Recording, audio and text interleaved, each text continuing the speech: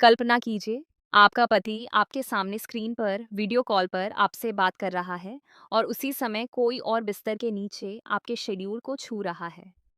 वो दरवाज़ा, वो नशा और वो संयमित सांस। आज दोपहर मैंने वो सब महसूस किया जो शायद किसी औरत ने कभी नहीं किया होगा। मैं अपनी गुलाबी साड़ी को कसकर पकड़े हुए थी क्योंकि मुझे पता था कि आज इस बंद कमरे में सीमाओं की सारी दीवारें टूट जाएंगी। लेकिन क्या इस खेल का अंत मुझे आज़ादी देगा या मेरी जिंदगी हमेशा के लिए बर्बाद कर देगा? दोस्तों, अगर आप आज पहली बार हमारे चैनल पर आए हैं या आपने इस कहानी का पहला एपिसोड नहीं देखा है, जिसमें आर्यन ने पहली बार लीप ली है, नहीं तो आपको आज की कहानी का असली मजा नहीं आएगा। मैं आपसे अनुरोध करती हूँ कि ऊपर दिए गए कम बटन पर क्लिक करके पहला एपिसोड देखें। तब आपको समझ आएगा कि आज ये मोड़ क्यों आया है। मेरी आंखों में काफी देर तक कोई चमक नहीं थी। बादल बदल रहे थे और सुबह बदल रही थी। कल का वो सपना अभी भी मेरी आत्मा में दूर है। आर्यन का गर्म हाथ मेरे पास था और जब वह जा रहा था तो उसके ये शब्द कि उसे कल फिर आना होगा मेरे कानों में गूंज रहे थे। मैं सुबह जल्दी उठी और घर का काम किया। आज मेरे अंदर एक नई रोशनी थी, मानो सालों बाद मुरझाया हुआ फूल खिल उठा हो। मैंने नहाया और अपनी पसंदीदा गुलाबी साड़ी पहनी। यह वही रंग था जो सुरेश को पसंद था, लेकिन आज मैं सुरेश के लिए नहीं, बल्कि किसी और के लिए तैयार हो रही थी। घर धीरे-धीरे आगे बढ़ रहा था। 10 बज चुके थे। मेरा दिल तेजी से धड़क रहा था। क्या वह आएगा या कल वाली बात ही रह गई? हाँ, बस एक पल का एहसास था। तभी दरवाजे की घंटी बजी। मेरा दिल गले तक आ गया। मैंने गहरी सांस ली, आखिरी बार आईने में देखा और दरवाजे की तरफ देखा। जैसे ही मैंने दरवाजा खोला, आर्यन मेरे सामने खड़ा था। आज वह कल से अलग लग रहा था। कल वह एक भीगा हुआ, डरा हुआ लड़का था, लेकिन आज अंत में उसमें आत्मविश्वास था। उसमें सच्चाई थी। उसने साफ सूट पहना हुआ था और उसके बालों से वही खुशबू आ रही थी जो कल मेरे तकिए पर रह गई थी। नमस्ते भाभी, उसने मुस्कुराते हुए कहा। उसकी मुस्कान में शरारत थी। नमस्ते आर्यन, मेरी आवाज थोड़ी भारी थी। अंदर आइए। वह अंदर आया।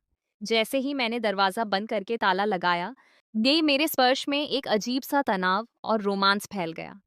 हम दोनों जानते थे कि आज वह सिर्फ वेद को देने नहीं आया था। मैं उसे बेडरूम में ले गई। आज मुझे कोई बहाना बनाने की जरूरत नहीं थी। आज सब कुछ साफ था। उसने अपना बैग मेज पर रख दिया। मैंने देखा कि उसकी नजरें मुझ पर टिकी हुई थीं।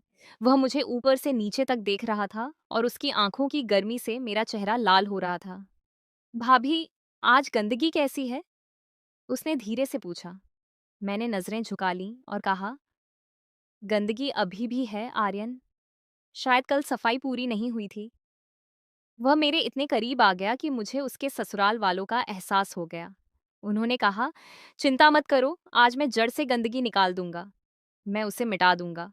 उन्होंने मुझे बस्तर पर बैठने का इशारा किया। मैं बैठ गई।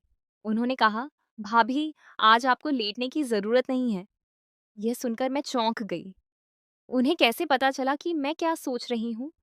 उन्होंने अपना हाथ मेरे कंधे पर रखा। उनका स्पर्श, ओह! कल तो रोमांचकारी था, लेकिन आज उसमें दृढ़ता थी। उन्होंने धीरे-धीरे मेरे कंधों को दबाना शुरू किया। उनकी उंगलियां मेरी गर्दन की ओर बढ़ने लगीं। मुझे अपनी सांस रोकनी पड़ी। मेरे मुंह से एक हल्की सी आह निकली। आर्यन ने मेरे कंधे को चूमा। मेरे कान के पास फुसफुसाहट सुनाई दी। भाभी, आप बहुत तनाव में हैं। मुझे अकेला छोड़ दीजिए। मैं पिघल रही थी। मैं भूल गई थी कि मैं शादीशुदा हूँ। मैं भूल गई थी कि यह लड़का मुझसे छोटा है। उस पल केवल एक ही महिला थी जिसे प्यार की जरूरत थी।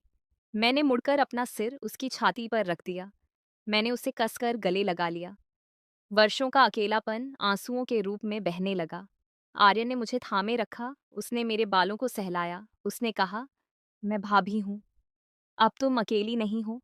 उसने मेरा चेहरा ऊपर उठाया। हमारी आंखें मिली। हम एक दूसरे के करीब आने लगे। हमारे दिल बस मिलने ही वाले थे। अचानक ये कमरे में एक तेज और कर्कश आवाज गूंजी। मेरा फोन बज रहा था। हम दोनों एक झटके से अलग हो गए। जैसे ही मैंने स्क्रीन पर नाम देखा, मेरे पैरों तले जमीन खिसक गई। स्क्रीन पर लिखा था, पतिदेव, वीडियो कॉलिंग, सुरेश, सुरेश का वीडियो कॉल। वह दिन में कभी फ़ोन नहीं करते, आज अचानक वीडियो कॉल क्यों? मेरा चेहरा पीला पड़ गया। मैंने आर्यन की तरफ देखा।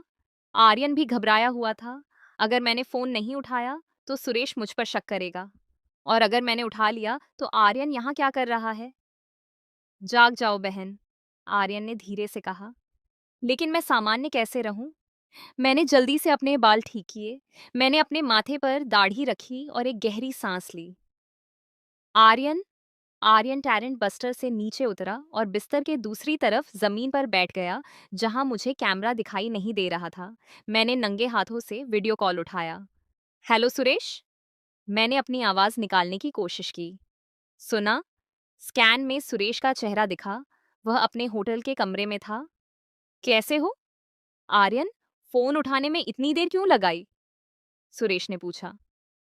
मैं बाथरूम में थी, मेरे हाथ गीले थे। मैंने जल्दी से झूठ बोल दिया। अच्छा, तुम हो? तुम यहाँ क्यों हो? सुरेश ने शक भरी निगाहों से पूछा। मैं कांपना बंद करने ही वाली थी। मेरी सांसें अभी भी तेज थीं। वह सीढ़ियों से ऊपर आ गई थी, इसलिए मैंने बहाना बना लिया। सुरेश मान गया। उसने अपनी मीटिंग के बारे में बताना शुरू किया। मैं बस हम और हाँ कह रही थी।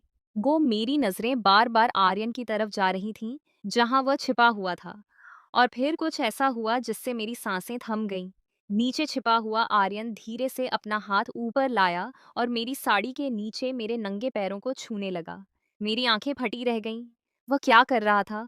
उसे नहीं पता था कि मैं वीडियो कॉल पर थी। मैंने नीचे देखा और अपनी आंखों से उसे इशारा किया, लेकिन आर्यन के चेहरे पर शैतानी मुस्कान थी। उसने मेरे लिंग को सहलाना शुरू कर दिया। उसका लिंग धीरे धीरे ऊपर की ओर बढ़ रहा था। एक तरफ मेरा पति स्क्रीन पर मुझसे बात कर रहा था और दूसरी तरफ मेरा प्रेमी मेरे साथ शरारत कर रहा था। मेरे पति की नाक के नीचे यह एहसास जितना डरावना था, उतना ही रोमांचक भी। मैंने दर्द और सुख का ऐसा संगम पहले कभी महसूस नहीं किया था। सुरेश कह रहा था, रेनो की बात सुनो। मैं 2 दिन बीमार रह सकता हूँ। मेरा काम बढ़ गया है, मेरा दिमाग व्यस्त है। मेरा ध्यान सुरेश की बातों से ज्यादा आर्यन के मेरे पैर पर रेंगने पर था। मैं अपनी मोजों से निकल रही आह को दबाने की कोशिश कर रही थी। मेरे चेहरे पर पसीना आने लगा था। रेनो, क्या तुम सुन रही हो? सुरेश ने तेज आवाज में पूछा। हाँ हाँ सुरेश, मैं सुन रही हूँ। काफी देर हो गई है, मैं ठीक हूँ, मुझे पसीना आ रहा है। ऐसा नहीं है? सुरेश ने फिर पूछा। नहीं, बत्ती चली गई है, आज बहुत गर्मी है। मैंने फिर कहा, ठीक है, ठीक है, मैं तुम्हारा ख्याल रखूंगा, रत्ना। सुरेश ने कहा।